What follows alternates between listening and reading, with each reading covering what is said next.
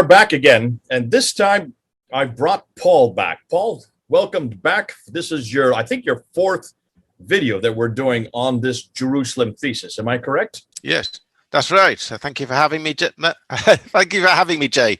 Listen, Paul, you're going to be saying things that are controversial. And before people jump all over Paul, let me explain what's going on.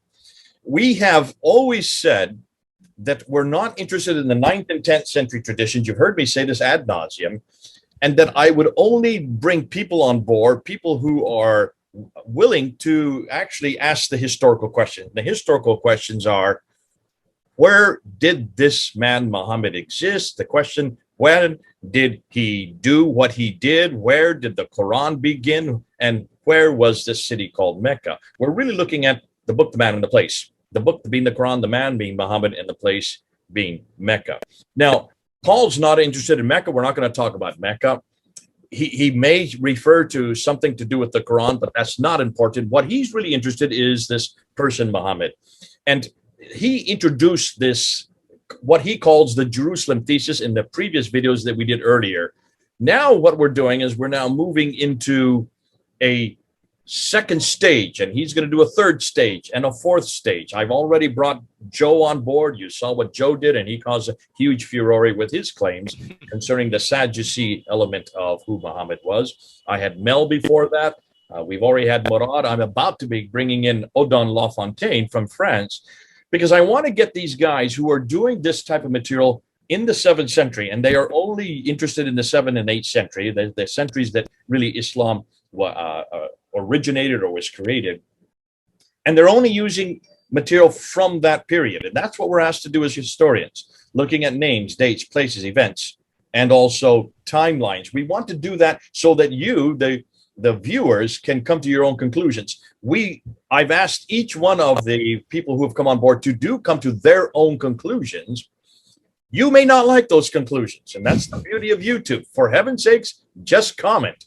And they will look. Paul has promised, so has Joe promised, so has Mel promised, and so will Odon Lafontaine promise, that they will look and read your comments, and the ones that are serious, they will respond to, because this is how we learn. This is how we try to find out what actually happened in the 7th century. What was going on way down there in the Hijaz, there in Mecca and Medina? Well, did this man really live down there? Did he exist down there? Did he do what he did? Did he receive a book called the Quran? And did he create this religion called Islam that we're engaging with publicly? And I've been doing it for almost 40 years. Paul, you've been doing it for about 3 years now. And what Paul's going to do may be controversial. Some of the things he's saying today, you will not like. That's okay. Paul has agreed that he will take on any comers, right, left, or center. Please don't hurt him, but engage with him. And we're not going to take trolling. We will not take trolling. If there's any trolling against Paul, I will throw those comments out. We want serious engagement, because this is serious business. And what Paul's going to be introducing today is serious information. Having said that, we do certainly want we do want the engagement, though. We do want people to try to reflect on what Paul's doing, what he's introducing. I don't agree with everything Paul says. I'll put that from the get-go. I haven't agreed with everything Joe says, even Mel. And that's why in some ways, I have the luxury of sitting back and listening to all these guys bring their different theories up and try to support it, and then try to make sense of it. And we will make sense of it, but that's going to take maybe a few months, maybe even some years, because there's so much new material that's coming onto the plate. So now I've done my introduction. It's over to you, Paul. Try to convince us about this Masjid al-Haram and this Jerusalem thesis. Where did this all take place? Who were the main characters? Who were the main players? And how is it? You're not going to answer this one today, I know, but eventually you are going to answer, how did Islam begin? Over to you. Right. Well, I'm trying to build up gradually. I'm trying to start with my first of all with equating the Masjid al-Haram with Jerusalem, because that is my first big idea. May I screen share at this stage, Jay? Right. So very, very quickly to summarize what I've said before and what others have said before, there are many attributes of the Masjid al-Haram in the Quran that are shared by the Jerusalem temple. The Quran mentions the Masjid al-Haram, it's very important to it, and it gives us various little pieces of information, and every single one of the pieces of information that the Quran tells us matches the Jerusalem temple very closely. So, for example, the Quran calls it my house, talking in the voice of God, in the divine voice, and the temple is called God's house right the way through the Bible in the Old and the New Testament. The Quran tells us the Masjid al-Haram was at a location assigned for Abraham, the station of Abraham, and it connects it with the testing of Abraham by the instruction to sacrifice one of his sons, and it tells us that this is where his progeny lived. Well, again, the Jerusalem temple is at a place that is assigned for Abraham. It is where Abraham sacrificed, or was due to sacrifice, his son, and of course Jerusalem, more than any other city, is where one associates with the progeny of Abraham of living, because it has been the capital of Jewish states and Jewish kingdoms over the centuries. The Quran tells us the Masjid al-Haram is the Kaaba, the cube, and the Holy of Holies of the temple was cube-shaped. The Quran tells us that it was the destination of a pilgrimage called the Hajj, and the Jerusalem temple was the destination of 3 pilgrimages, which are called the Hajj, and the hard G often becomes a soft G when Hebrew words are translated into Arabic. That's one of the learning points from the comments on a previous video. Someone made a little list of all the hard G's that become soft G's from Hebrew to Arabic. Gabriel becomes Jabril, and Gehenna becomes Jahannam, and so on. Hagar becomes the Hijra. So the Hajj becomes the Hajj. And the Quran tells us that the Hajj pilgrimage includes animal sacrifice. Well, one of the Hajj pilgrimages is focused on animal sacrifice. It's a Passover. And the Quran tells us that the Hajj involves circumambulation. It doesn't say how many times, but in Islamic tradition, it involves going round a cube 7 times. Well, in the Mishnah, the pilgrims go round the temple 7 times. It mentions head shaving. It says, you will enter the temple with your head shaved. And in Surah 48, this is connected with a vow that the people have made.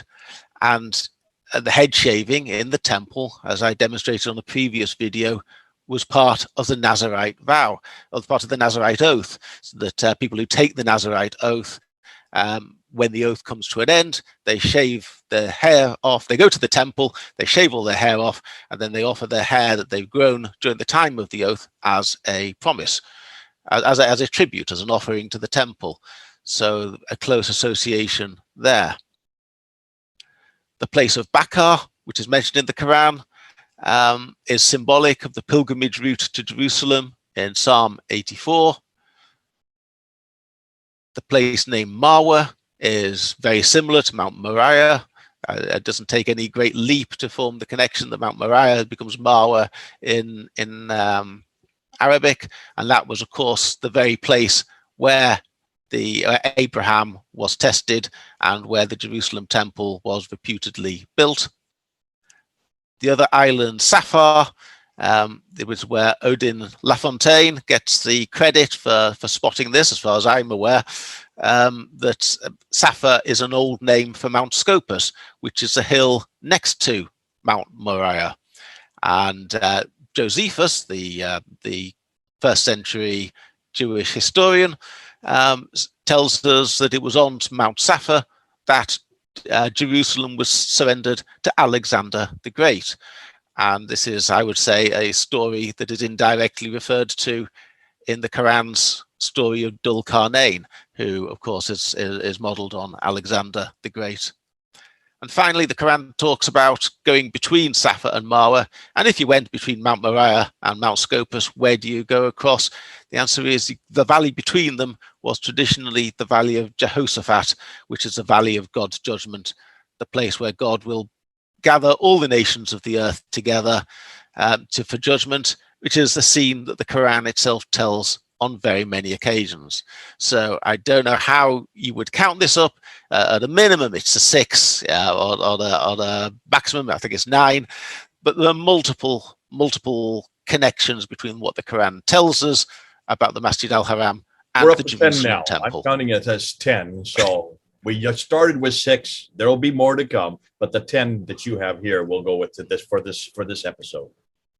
So that's where we got on my first video, well, my first interview, and since then I've looked at three other points that aren't necessarily the attributes of the Masjid al-Haram, but which pointed are in the Quran, which tells us that the Quran author was thinking about Jerusalem. Jerusalem was on his mind. Firstly, the Quran and Islamic tradition accepts that Jerusalem and the environment of Jerusalem is the eschatological landscape. It is where the end day will be played out. And one can tell this because the Quran mentions Jahannam 77 times, which is a version or an Arabic word originating from Gehenna. This is the valley where the wicked will be destroyed. And it intersects with the valley of Jehoshaphat. So it's not a coincidence here. The Quran is using the Jerusalem landscape to talk about the judgment at the end of days, exactly as Jesus talked about the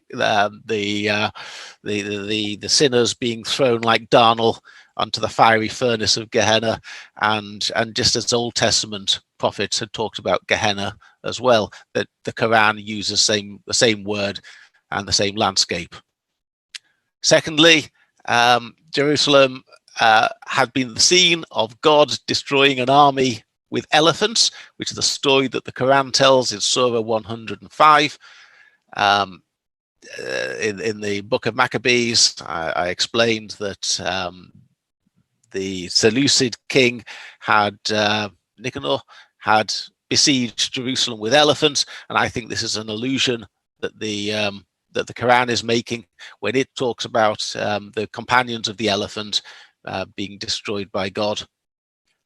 And thirdly, the very name Muhammad is a biblical epithet for the destroyed Jerusalem temple. It appears in the book of Ezekiel, where Ezekiel's wife is compared with the temple, his dead wife. He's told not to mourn because she will be resurrected, and not to mourn the loss of the temple because that will be rebuilt. And similarly in Song of Songs, the various parts of the fiancé, her beau, her lover, is being described as though it is as though it's the Jerusalem temple. So the name Muhammad would have been recognized by anyone familiar with the Hebrew Bible as a term for the Jerusalem temple. So time and time again, the Quran takes us to Jerusalem and is very much Jerusalem focused. That's as far as I have got to. Yeah. Good. Now you're going to introduce some new material. You've done a great job of giving us a review of all the videos you've done up to this point. I've kind of lost count. I think it's maybe been like 4 or 5 videos that you have unpacked all of this. So in some ways, it's nice to get this review because we have it all on one sheet. And I would encourage all of you who want to engage with Paul, grab this sheet, print it out, go through it so that you are cognizant and able to take each one of these categories and be able to not only discuss it, but argue it, and then bring it and introduce it to your Muslim friends and see how they respond to this, because this is pretty damaging. This is very damaging. It situates almost everything we know of what the author of the Quran is introducing. It situates it not in Mecca, but way up 1,000 miles further north in Jerusalem. Now,